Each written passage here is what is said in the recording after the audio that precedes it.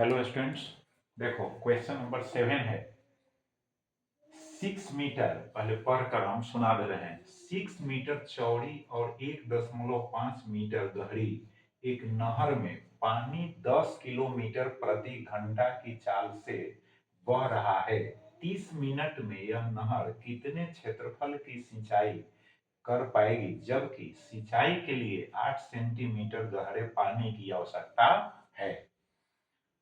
तो स्पष्ट है कि नहर की चौड़ाई जो है 6 मीटर है, गहराई जो है 1.5 मीटर है और पानी के बहने का जो दर है वह है 10 किलोमीटर प्रति घंटा। तो समझो 10 किलोमीटर प्रति घंटा। तो यहाँ साफ साफ लिखे हैं नहर की चौड़ाई, गहराई लिख दिए, पानी की चाल जो है 10 किलोमीटर प्रति घंटा है। इसका मतलब हुआ, चाल का मतलब पहले समझो। जैसे यहाँ किलोमीटर प्रति घंटा, अब यहाँ पर देख लेना कहीं कहीं इंग्लिश में लिखा गया है, कहीं हिंदी में। अरे यार, जब गणित पढ़ते हो, मैथ्स पढ़ते हो, तो यूनिट जो है, मात्रक जो है, कम से कम इंग्लिश में लिखो या इंग्लिश में बोलो। बात समझ गए ना? अब देखो, पानी की चाल, तो चाल का मतलब है ऐसे, एस आई मात्रक अगर हम यूज करते हैं तो मीटर प्रति सेकंड होगा चाल का, एस आई मात्रक।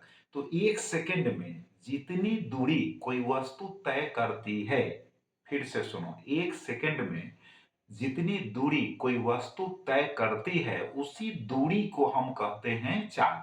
तो 1 सेकंड के लिए जो दूरी हुआ वही ना चाल हुआ। तो पानी के बहने का जो दर है 10 किलोमीटर प्रति घंटा, इसका मतलब है कि 1 घंटा में 10 किलोमीटर की दूरी तय करता है। तो 30 मिनट में हमसे पूछ रहा है, तो देखो 1 घंटा का मतलब 60 मिनट हो गया। तो 60 मिनट में जल प्रवाह के द्वारा तय की गई दूरी कितनी हो गई? 10 किलोमीटर। तो 30 मिनट आधा कर देंगे तो 30 मिनट में जल प्रवाह की लंबाई, लंबाई का मतलब तय की गई दूरी, तो हो जाएगा 5 किलोमीटर। 10 किलोमीटर का आधा हो गया 5 किलोमीटर। अब 1 किलोमीटर बराबर 1000 मीटर, तो यहाँ पर 5000 मीटर हो गया। अब 30 मिनट में प्रवाहित जल का आयतन निकाल लो, उसी से ना सिंचाई होगी। तो आयतन बराबर होगा लंबाई गुना चौड़ाई गुना ऊंचाई। तो लंबाई हो गया, ठीक, 30 मिनट के लिए, और ये हो गया आपका चौड़ाई, ये हो गया गहराई, मतलब वही हुआ ऊंचाई, गहराई जो है वही ऊंचाई है। अब इसको गुना करेंगे तो इतना मीटर क्यूब आएगा। क्लियर हो गया? अब देखो, सिंचाई के लिए आवश्यक पानी की गहराई 8 सेंटीमीटर है। तो 8 सेंटीमीटर है तो 100 से भाग देंगे तो मीटर में बदल जाएगा। तो 0.0 है ना, 8 मीटर हो गया। तो 0 पॉइंट कितना हो गया? 08 मीटर। अब देखो 30 मिनट में सिंचित क्षेत्रफल, अब जैसे कोई फील्ड है, खेत है, बात समझ गए? तो गहराई, पानी की गहराई, उस खेत में जब पानी पहुंचेगा तो उसकी गहराई जो हो गया 0.08 मीटर हो गया। तो अब कहता है कि सिंचित क्षेत्रफल, तो आयतन में, आयतन का मतलब क्षेत्रफल गुना गहराई हो गया। मतलब खेत में जब पानी पहुंचा तो गहराई दिया हुआ है और क्षेत्रफल निकालना है, तो आयतन का मतलब समझो, क्षेत्रफल गुना क्या होगा? क्षेत्रफल गुना गहराई। तो आयतन बराबर होता है क्षेत्रफल गुना गहराई, और पानी का आयतन पहले से हमको ज्ञात है 45,000 मीटर क्यूब। तो आयतन में हम गहराई से भाग दे देंगे तो 30 मिनट में सिंचित क्षेत्रफल जो है ना, निकल जाएगा, ज्ञात हो जाएगा। तो यहाँ पर इसमें भाग दे दिए, भाग देने के बाद इतना मीटर स्क्वायर आ गया सिंचित क्षेत्रफल का मान। क्लियर हो गया? अब देखो अगला जो प्रश्न है, कहता है 3 मीटर व्यास का एक कुआं 14 मीटर की गहराई तक खोदा जाता है। व्यास दिया हुआ है, जैसे ही व्यास दिया हुआ है तो आधा कर दोगे तो त्रिज्या निकल जाएगा, क्योंकि त्रिज्या का यूज करना पड़ेगा हमें। तो त्रिज्या कितना हो जाएगा? 3/2 यानी 1.5 मीटर हो गया। अब गहराई हो गया कुआं का 14 मीटर है, ठीक। इससे निकली हुई मिट्टी को कुएं के चारों तरफ 4 मीटर चौड़ी एक वृत्ताकार वलय बनाते हुए समान रूप से फैलाकर एक प्रकार का बांध बनाया जाता है। तो इस बांध की ऊंचाई ज्ञात कीजिए। क्लियर। अब जैसे मान लो कुआं है, तो कुएं से जैसे देखो इसमें से कुआं तो पहले से तो है नहीं, कुआं खोदा जाता है तो मिट्टी निकाला गया, तो बेलनाकार ही ना होगा जी, कुआं बेलनाकार। तो अब मिट्टी निकाल कर ऊपर में फैलाया गया, देखो ऊपर में फैलाया गया, वृत्ताकार वलय के रूप में फैलाया गया, तो 4 मीटर क्या हो गया, 4 मीटर हो गया, उसकी चौड़ाई हो गई। बात समझ गए। तो पूछता क्या है, खोदी गई मिट्टी, सुनिए, पूछता है कि इस बांध की ऊंचाई ज्ञात कीजिए। ऊंचाई मतलब मिट्टी को तो ऊंचाई के रूप में भी ना फैलाया जाएगा जी, है ना, 4 मीटर चौड़ा है। बात समझ में आ रही। तो कितनी ऊंचाई तक वो जो है बांध है ना पहुंचेगा, मिट्टी पहुंचेगा। तो चलो अब क्या करना है इसमें कि त्रिज्या, कुएं का त्रिज्या हम निकालिए 1.5 मीटर है। अब 4 मीटर जो है ऑल अराउंड जो है चारों तरफ बढ़ गया, यानी वलय है तो वृत्ताकार ही है, तो बाहरी जो त्रिज्या होगी तो 4 मीटर अब प्लस हो जाएगा 1.5 मीटर, तो कितना हो जाएगा, तो 4 मीटर 1.5 मीटर तो हो जाएगा 5.5 मीटर। क्लियर हो गया, 5.5 मीटर। अब देखो खोदी गई मिट्टी का आयतन पहले हम निकाल लेते हैं, तो पाई आर स्क्वायर इंटू एच, कितना मिट्टी निकाला गया तो उसका आयतन हो जाएगा पाई आर स्क्वायर इंटू एच, क्योंकि बेलनाकार ही तो है कुआं, तो पाई को ज्यों करते हुए रहने दिए। अब आर जो है बेलनाकार जो कुआं है उसकी त्रिज्या 1.5 है, तो उसका स्क्वायर कर दिए, अगुना क्या है एच, तो एच कितना है 14 है, तो 14 से गुना कर दिए। अब इसको आप सोल्व करेंगे तो यहाँ पर 31.5 पाई मीटर क्यूब आएगा। इसके पहले हम बता चुके हैं कि बाहरी जो त्रिज्या है यानी जो बांध है उसकी चौड़ाई जो है 4 मीटर हो गया, 1.5 मीटर अंदर वाला त्रिज्या है, तो इसको जोड़ देंगे तो बाहरी त्रिज्या हो जाएगा बांध को लेकर, समझ गए ना, 5.5 मीटर। क्लियर हो गया। अब देखो बांध का आयतन निकालो, चूंकि मिट्टी को फैलाया गया है तभी ना बांध बना है, तो बांध का जो आयतन होगा पाई आर स्क्वायर, ये कैपिटल आर जो है बाहरी त्रिज्या हो गया, तो पाई आर स्क्वायर अब माइनस पाई आर स्क्वायर, ये स्मॉल आर जो है आंतरिक त्रिज्या हो गई, और गुना हो जाएगा एच, एच का मतलब ऊंचाई हो गया, बांध की ऊंचाई। अब पाई को कॉमन ले लिए, कैपिटल आर का वैल्यू डाल दिए, स्क्वायर हो गया, फिर यहाँ स्मॉल आर का वैल्यू डाल दिए, स्क्वायर हो गया। अब देखो ए स्क्वायर माइनस बी स्क्वायर, ऐसे गुना करके भी घटा सकते हो, लेकिन ए स्क्वायर माइनस बी स्क्वायर बराबर क्या होता है, ए प्लस बी इंटू ए माइनस बी। तो एक बार इसको जोड़ दो, फिर घटा दो, गुना कर दो, एस से गुना कर दो, तो इसको इसको हम जोड़ दिए तो 7.0 आ गया, फिर घटा दिए तो 4.0 आ गया, आई इंटू एच हो गया। अब 7 चौका कितना हो गया 28 पाई एच हो गया। अब देखो ये तो आयतन हो गया बांध का, और मिट्टी जो निकाला गया कुआं से वही ना फैलाया गया, कि भाई कुआं से जो मिट्टी निकाला गया खोद कर उसी को ना बांध के रूप में बनाया गया, उसी मिट्टी से ना बांध बनाया गया, तो आयतन तो समान होगा। तो 28 पाई एच बराबर होगा 31.5 पाई, तो है ना, पाई पाई कैंसिल हो गया, तो एच बराबर हो जाएगा 31.5 बटा हो जाएगा 28। अब इसमें भाग दीजिएगा तो इतना आ जाएगा मीटर, तो बांध की ऊंचाई हो गई 1.125 मीटर। बात समझ गए। आयतन तो समान ही ना होगा, मिट्टी जितना निकाला गया उसी मिट्टी से ना बांध बनाया गया। क्लियर है कि नहीं। तो आयतन जो मिट्टी का होगा वही बांध का भी होगा, तो उसमें ऊंचाई निकल गया कि नहीं। अब देखो अगला जो प्रश्न है, कहता है एक पानी वाला ग्लास 45 सेंटीमीटर ऊंचाई वाले शंकु के एक छिन्नक के आकार का है। अरे छिन्नक के आकार का है, इसका मतलब है कि देखो हम शंकु एक बना दिए, ठीक। अब शंकु जब बना दिए तो इसका इतना भाग हम कट करके हटा देंगे तो क्या होगा, ग्लास ही तो होगा, यानी बाल्टी की आकृति समझो, बाल्टी की आकृति, यानी शंकु की एक पोर्शन को ऊपर वाले को कट करके हटा देंगे तो क्या होगा, बाल्टी की आकृति नहीं होगा, वही ग्लास समझो, वही बाल्टी समझो।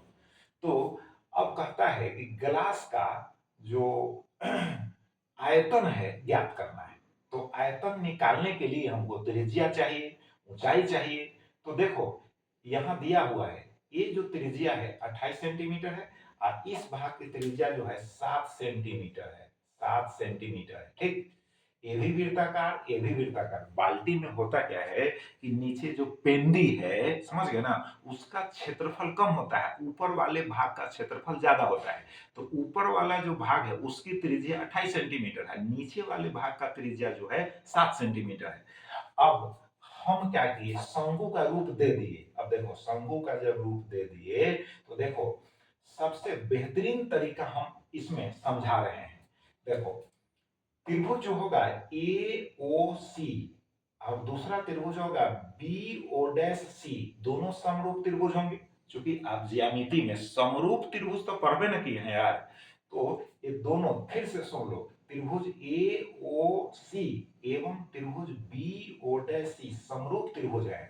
और जब समरूप त्रिभुज है तो देखो ये जो छोटा वाला है त्रिभुज है ना, इसका एक लंब हो गया, यह क्या हो गया, लंब हो गया, एच हो गया।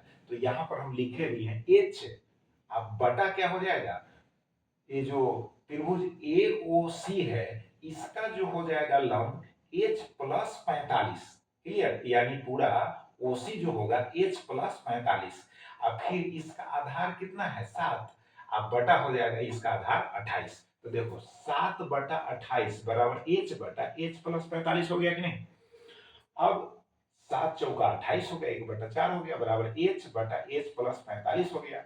अब क्रॉस मल्टीप्लाई कर देंगे तो 4h हो जाएगा, और यहाँ h प्लस 45, तो h को उधर ले जाएंगे तो 4h माइनस h बराबर 45 या 3h बराबर 45, देयरफॉर h बराबर 15 या 45, 15 सेंटीमीटर निकल गया। ये जो शंकु हम बनाए हैं इसकी ऊंचाई हो गई 15 सेंटीमीटर।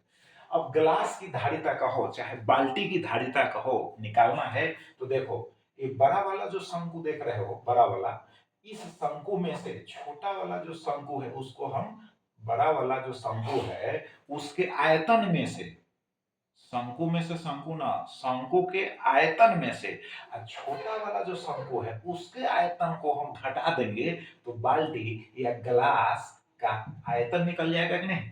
तो देखो अब शंकु का आयतन होता है 1/3 pi are square into H. शंकु का आयतन क्या होता है 1/3 pi are square into H, और आयतन को ही धारिता कहते हैं। बात समझ गए, आयतन को ही धारिता कहते हैं। तो 1/3 pi are square into H. फिर एक बार याद करा दे रहे हैं, जैसे देखो गोला का आयतन जो होता है 4/3 पाई आर क्यूब होता है, और गोला का क्षेत्रफल जो होता है 4 पाई आर स्क्वायर होता है। अर्धगोला, अब अर्धगोला का क्षेत्रफल क्या होगा, तो क्या होगा 4 पाई आर स्क्वायर, अब बटा 2 हो जाएगा, तो कितना हो जाएगा 2 पाई आर स्क्वायर। अब उसका संपूर्ण, अब उसमें संपूर्ण भी बोलना पड़ेगा, तो संपूर्ण जब क्षेत्रफल कहेगा तो जैसे कटोरा समझो ना, तो वृत्ताकार जो भाग है उसका भी क्षेत्रफल जोड़ देना पड़ेगा 2 पाई आर स्क्वायर में, तो 2 पाई आर स्क्वायर प्लस हो जाएगा पाई आर स्क्वायर। क्लियर हो गया, तो कितना हो जाएगा 2 pi are square plus pi are square, तो कितना हो जाएगा 3 पाई आर स्क्वायर हो गया कि नहीं। फिर बेलन का है ना, देखो आयतन जो होता है पाई आर स्क्वायर इंटू एच होता है, क्लियर। अब बेलन का वक्र पृष्ठ जो है उसका क्षेत्रफल 2 पाई आर एच होता है, और संपूर्ण क्षेत्रफल जब कहेगा तो 2 पाई आर स्क्वायर उसमें ऐड करना पड़ेगा, जोड़ना पड़ेगा, क्योंकि ऊपर वाला वृत्ताकार भाग नीचे वाला वृत्ताकार भाग, तो दोनों को जोड़ दीजिएगा, तो बेलन का भी काम तमाम हो गया। अब हो गया कि जैसे शंकु है, तो शंकु का जो आयतन होता है, जो धारिता होती है 1/3 pi are square into h.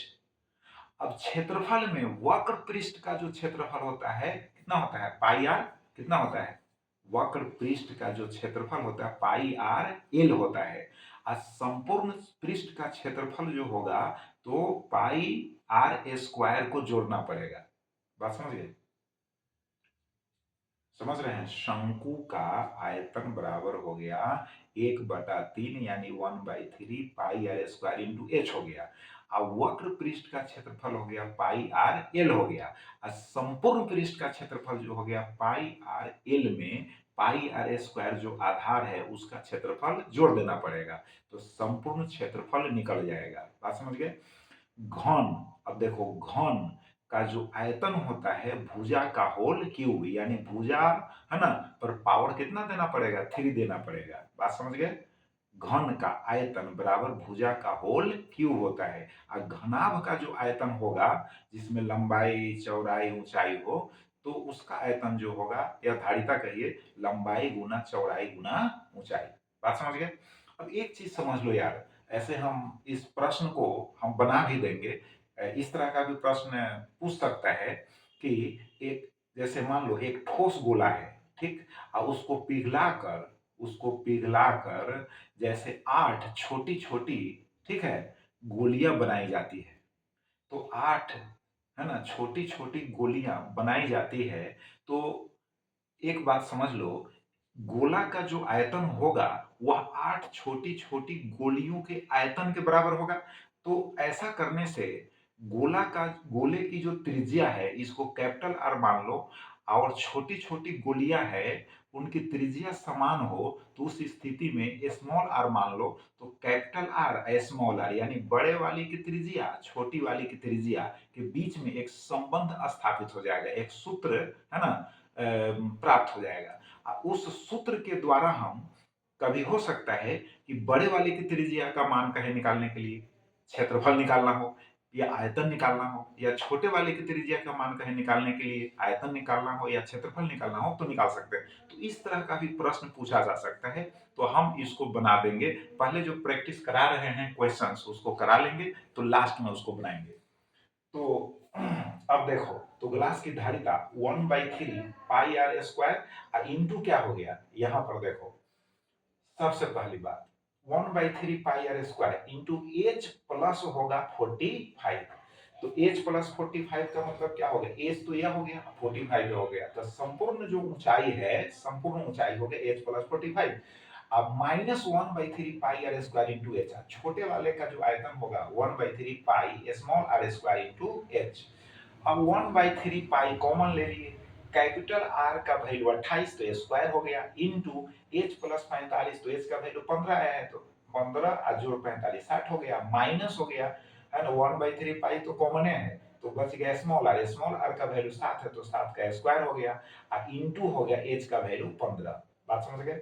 अब देखो, यहाँ क्या किए, 15 हम फिर कॉमन ले लिए, तो 15 कॉमन ले लिए, पाई का वैल्यू डाल दिए, तो 15 जब कॉमन लिए तो 15 चौका हो जाएगा 60, यहाँ 28 गुना 4 हो गया, यहाँ 7 गुना 7 हो गया, 15 तो कॉमन हो गया। अब 3 पचे 15, यहाँ काट भी दिए, तो 3 पचे 15 हो गया। अब 7 तो है ही, फिर उसके बाद 7 गुना 7 हम कॉमन ले लेंगे, तो 7 चौका 28 इसमें भी, और 7 चौका 28 इसमें भी, तो 7 गुना 7 बाहर आ गया, तो 4 गुना 4 बच गया कि नहीं, ये 7 गुना 7 बाहर चला गया, तो 7 गुना 7 बाहर आ गया, तो 4 गुना 4, एक 4 तो है ही पहले से, एक 4 पहले से है, अब माइनस हो गया 1। अब इसको भाई सॉल्व करोगे तो एट लास्ट जो है इतना आ जाएगा। बात समझ गए, सेंटीमीटर क्यूब, क्या होगा, सेंटीमीटर क्यूब, यानी आयतन है। तो इस तरह से हम ऐसे प्रश्नों को हल करते हैं, तो आप इनका अभ्यास करें, बार बार पढ़ें और बार बार बनाएं। बहुत बहुत धन्यवाद।